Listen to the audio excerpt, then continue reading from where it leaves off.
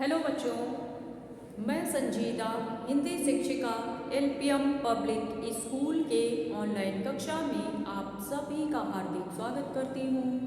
प्यारे बच्चों, आप सभी कैसे हैं? उम्मीद करती हूँ कि आप सभी अच्छे होंगे और खूब मेहनत से अपनी पढ़ाई कर रहे होंगे।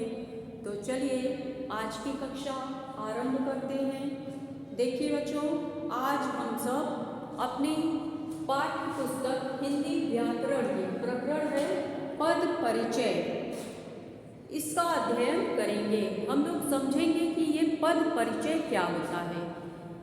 सबसे पहले तो आप सभी को पता है कि वर्णों के मेल से शब्द बनते हैं और शब्दों के मेल से वाक्य बनते हैं और वाक्यों के मेल से भाषा बनती है। तो शब्द और पद में क्या अंतर है? शब्द, जैसे कोई भी शब्द हम लिख देते हैं। मान लीजिए हम लिख दिए सोहन, ध्यान दीजिए सोहन। तो सोहन जो है ये शब्द स्वतंत्र है, इसलिए यह शब्द कहलाएगा। और अगर इस सोहन शब्द को हम वाक्य में प्रयोग कर दें तो वही हमारा पद बन जाता है। जैसे सोहन क्रिकेट खेलता है, सोहन क्रिकेट खेलता है। अगर हम इस तरह से लिख दिए तो यही सोहन हमारा पद बन जाएगा। क्यों? क्योंकि शब्दों को जब हम किसी वाक्य में प्रयोग कर देते हैं तो वो पद बन जाता है और पद के अंतर्गत वह कई व्याकरण के नियमों से बन जाता है, इसलिए उसे पद कहते हैं। तो शब्द स्वतंत्र होता है और जब उनका वाक्य में प्रयोग हो जाता है तो वह व्याकरण के नियमों से बन जाते हैं, इसलिए पद कहलाते हैं। यही शब्द और पद है। ठीक है बच्चों? तो इस प्रकार से वर्णों के सार्थक समूह को शब्द कहते हैं। भाषा की स्वतंत्र इकाई शब्द है। शब्दों के मेल से वाक्य में प्रयोग किए जाने पर शब्द जो है पद बन जाते हैं। समझ में आ गया? चलिए अब हम लोग थोड़ा सा आसान भाषा में देखते हैं। पद परिचय। पद परिचय क्या होता है? अपना परिचय हम लोग दो प्रकार से देखते हैं। एक तो साधारण मिलने जुलने वाले लोग, अगर कोई नया व्यक्ति हमसे मिलता है तो उनको हम अपना परिचय देते हैं। और एक परिचय होता है जो इंटरव्यू में लोग जाते हैं, साक्षात्कार में। तो हम लोग जो पद परिचय पढ़ने वाले हैं ये साक्षात्कार मतलब इंटरव्यू वाला पद परिचय है। ठीक है? इसके अंतर्गत कौन कौन से नियम आते हैं हमें उन्हें पढ़ना है। देखिए, पद परिचय को पढ़ने के लिए हमको कुछ बेसिक जानकारी होनी चाहिए इसके बारे में। मान लीजिए पद परिचय है तो हमें संज्ञा, सर्वनाम, विशेषण, क्रिया, संज्ञा, सर्वनाम, विशेषण, क्रिया, अव्यय, लिंग, वचन, कारक और काल, इन सब के बारे में हमें सामान्य जानकारी होनी चाहिए, तभी हम पद परिचय कर सकते हैं। किसी भी शब्द का पद परिचय बताने के लिए हमको इनके बारे में जानकारी होनी आवश्यक है। संज्ञा किसे कहते हैं, सर्वनाम किसे कहते हैं, विशेषण किसे कहते हैं, क्रिया किसे कहते हैं, अव्यय किसे कहते हैं, लिंग किसे कहते हैं, वचन किसे कहते हैं, कारक किसे कहते हैं और काल किसे कहते हैं। तो चलिए अभी आपको एक छोटी सी कहानी के माध्यम से समझा रहे हैं, ध्यान दीजिएगा। पद परिचय। जैसे एक लड़का था जिसका नाम था शुभम। देखते चलिए, एक लड़का था जिसका नाम था शुभम। वह दूध पीता था और स्कूल में अपनी कक्षा में बैठता था और हंसता रहता था। कहानी समझ में आई? एक लड़का था जिसका नाम था शुभम। वह दूध पीता था, अपनी कक्षा में बैठता था और हंसता रहता था। तो इसमें आपको क्या क्या समझ में आया? ये जो लड़का है, लड़का हमारा क्या है? जातिवाचक है। जातिवाचक के अंतर्गत आएगा लड़का। और शुभम क्या है? नाम है, इसलिए व्यक्तिवाचक। शुभम व्यक्तिवाचक के अंतर्गत। दूध क्या है? ये हमारा द्रव्यवाचक के अंतर्गत आएगा। कक्षा क्या है? मतलब समूह। हंसना क्या है? एक क्रिया है। ये कहानी हुई। ठीक है, समझ में आया? चलिए एक और कहानी सुनाते हैं। मान लीजिए कोई बच्चा है, जन्म लेता है, मार्केट में अभी नया नया लॉन्च हुआ है। ठीक है, वो बच्चा लड़का या लड़की कुछ भी हो सकता है। तो लड़का या लड़की है तो जातिवाचक। तो जब लड़का या लड़की है तो उसका कुछ नाम भी तो रखना पड़ेगा। जैसे लड़के का नाम रख दिए शुभम, तो अब हमें पता चल गया कि ये लड़का है, इसका नाम है शुभम। तो जब भी हम उस लड़के को बुलाएंगे शुभम नाम से बुलाएंगे। तो लड़का जातिवाचक और शुभम जो है वो लड़के का नाम है, इसलिए व्यक्तिवाचक संज्ञा के अंतर्गत आएगा। और दूध क्या है? दूध द्रव्यवाचक।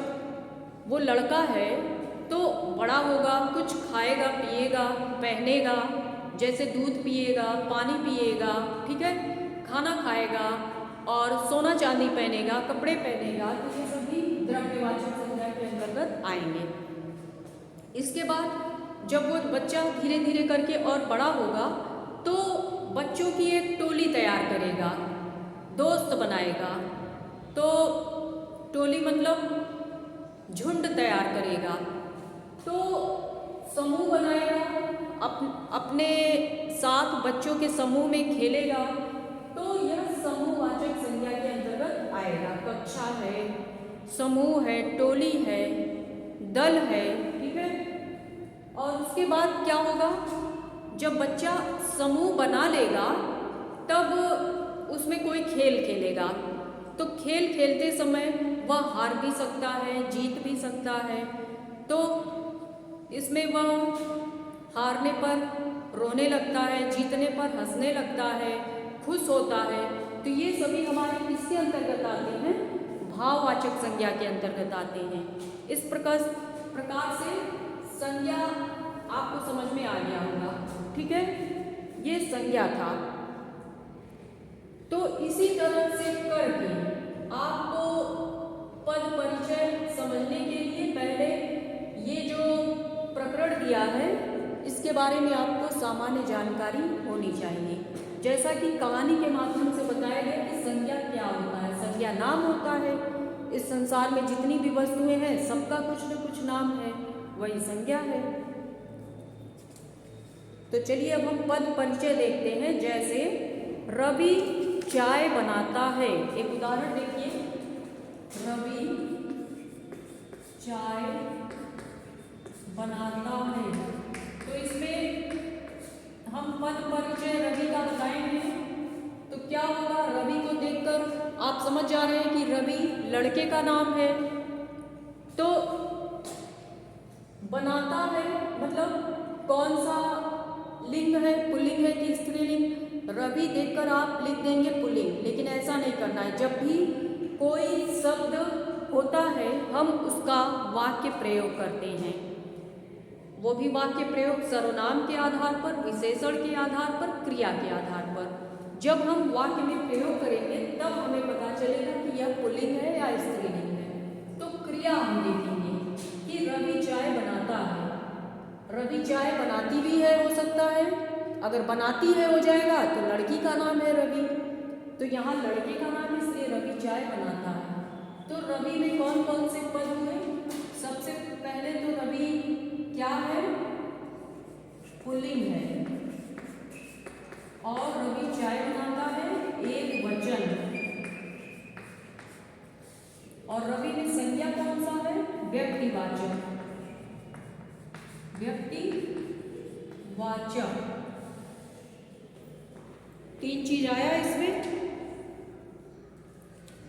और चाय बनाता है मतलब अभी चाय बनाता है, तो इसमें काल कौन सा आएगा? वर्तमान काल, मतलब अभी बना रहा है तो वर्तमान काल। अगर आप परीक्षा में पद परिचय में केवल 3 चीज ही लिख देते हैं तो भी आपको पूरा नंबर मिल जाएगा, और अधिक हो गया तो ठीक है, ये 4 हो गया। रवि पुल्लिंग है, एक वचन, व्यक्तिवाचक संज्ञा और वर्तमान काल। तो इस तरह से आपको समझ में आया होगा। अब हम कुछ और उदाहरण के माध्यम से पद परिचय को समझेंगे, ठीक है।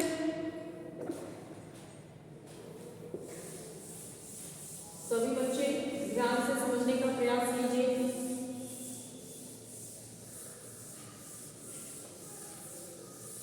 इसका एक नियम है, इसको नोट कर लीजिए। जो पद होते हैं इसके 5 भेद होते हैं। पद के कितने भेद होते हैं? पद के 5 भेद होते हैं। पद के 5 भेद होते हैं, और इन्हीं भेदों के आधार पर हमें पद परिचय करना होता है। पद के 5 भेद होते हैं। चलिए पहला देखिए कौन सा है। सबसे पहले आपका आता है संज्ञा। क्या है? संज्ञा। फिर दूसरा आता है सर्वनाम, संज्ञा सर्वनाम। तीसरा आपका है विशेषण, और चौथा है क्रिया, पांचवा है अव्यय। तो पद के 5 भेद होते हैं, कौन कौन से? संज्ञा, सर्वनाम, विशेषण, क्रिया, अव्यय। जब भी हमें पद परिचय देना होता है तो इन 5 में से एक पद परिचय हमें मिल जाएगा। इनके नियम हैं। जो संज्ञा है इसमें कौन कौन से आएंगे, कितने आएंगे? सर्वनाम में भी, विशेषण में भी, क्रिया में भी, अव्यय में भी।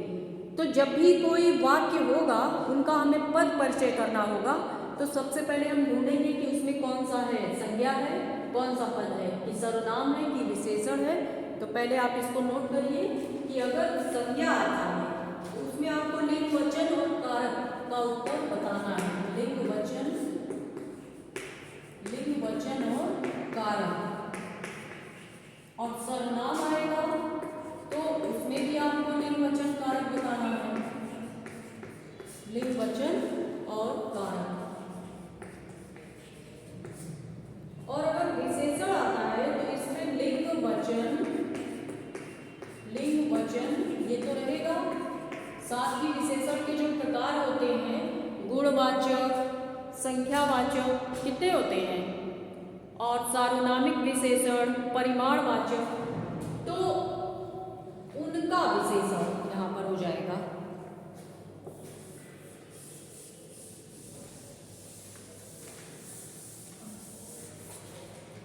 ठीक है, लिंग, वचन और का विशेषण। जैसे कौन सा समय है तो रीतिवाचक विशेषण लिख लेंगे। और क्रिया के अंतर्गत क्या क्या आएगा? लिंग, वचन और काल आएगा। क्रिया में कारक नहीं आएगा। लिंग, वचन और काल। लिंग, वचन तो सब में है, थोड़ा थोड़ा परिवर्तन है। विशेषण में का विशेषण आएगा, मतलब विशेषण के प्रकार, और क्रिया में काल पूछेगा। और अव्यय में केवल एक ही चीज पूछता है, भेद। अव्यय के जो भेद होते हैं एक ही चीज पूछेगा।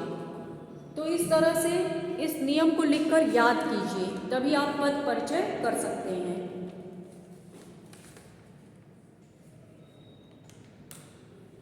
जैसे उदाहरण के माध्यम से देखिए, मोनिका बाजार से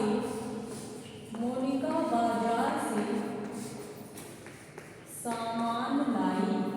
मोनिका बाजार से सामान लाई। तो अब इस वाक्य का हमें पद परिचय बताना है, तो सबसे पहले हम इसमें ढूंढेंगे कि इसमें संज्ञा कहाँ है।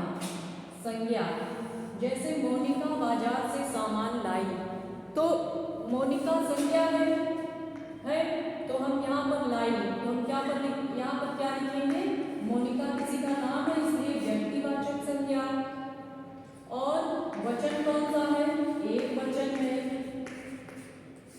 देखिए यहाँ पर संज्ञा में क्या क्या दिया है, लिंग, वचन और कारक, ये आपको बताना है। तो मोनिका में व्यक्तिवाचक संज्ञा है, एक वचन है और कारक कौन सा है, मोनिका क्या है, कर्ता कारक। इससे अधिक अगर बनता है तो आप लिख सकते हैं, लेकिन ये तीन मेन हैं, इन तीनों को तो लिखना ही है। तो आपने वाक्य में ढूंढा कि संज्ञा कहाँ है और संज्ञा में क्या क्या लिखना है, लिंग, वचन, कारक। तो इस तरह से मोनिका का बताना था। तो तीन हुए, व्यक्तिवाचक संज्ञा, एक वचन, कर्ता कारक। आ गया समझ में। इसी तरह से एक और देखिए, आकाश पत्र लिखता है। आकाश पत्र लिखता है, तो आकाश लड़का का भी नाम हो सकता है और लड़की का भी। तो इसमें हमें क्या देखना है, इसमें हमें क्रिया देखना है, मतलब पत्र लिखता है, क्रिया देखना है, नाम तो नहीं देखना है, ठीक है। इसमें हम सबसे पहले क्या छाटेंगे बताइए,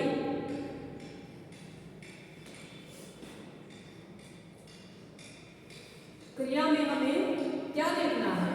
सबसे पहले इसमें हम क्रिया छाट लेंगे, आकाश पत्र लिखता है, तो क्रिया के अंतर्गत लिंग, वचन और काल लिखना है। तो लिंग कौन सा, आकाश पत्र लिखता है मतलब पुल्लिंग है, और वचन कौन सा है, एक वचन है, और लिखता है क्या, काल, काल हमें लिख देना है वर्तमान काल, वर्तमान काल, ठीक है। इस तरह से हमको छांट कर लिखना है।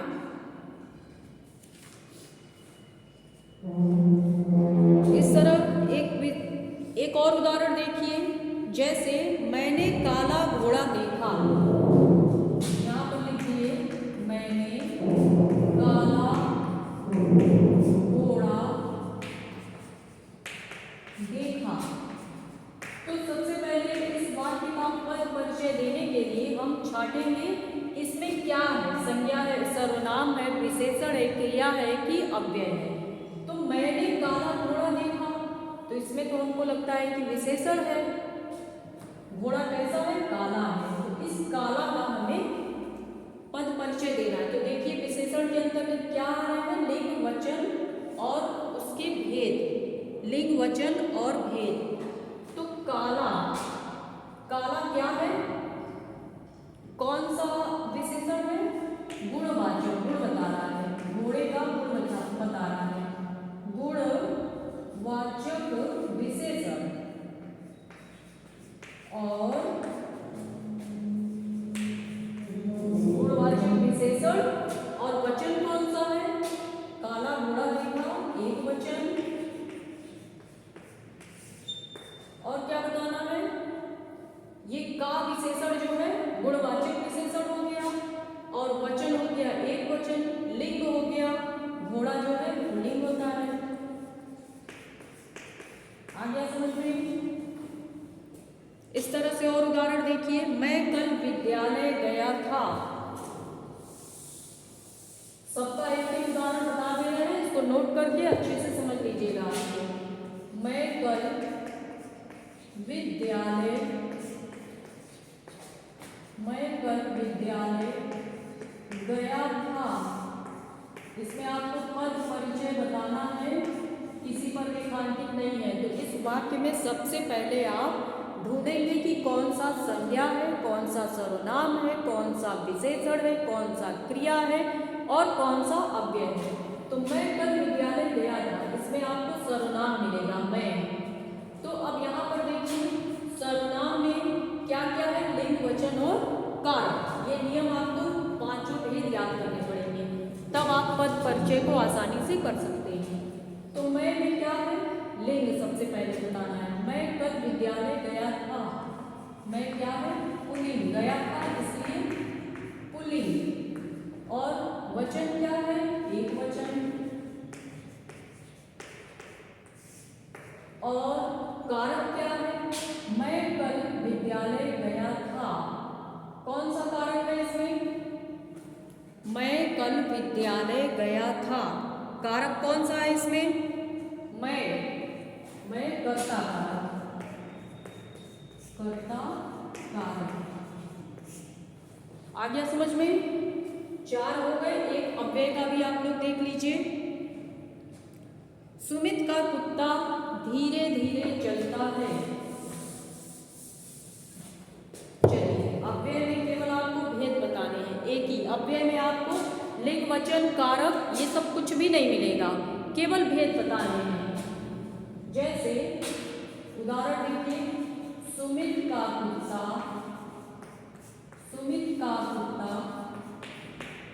धीरे चलता है।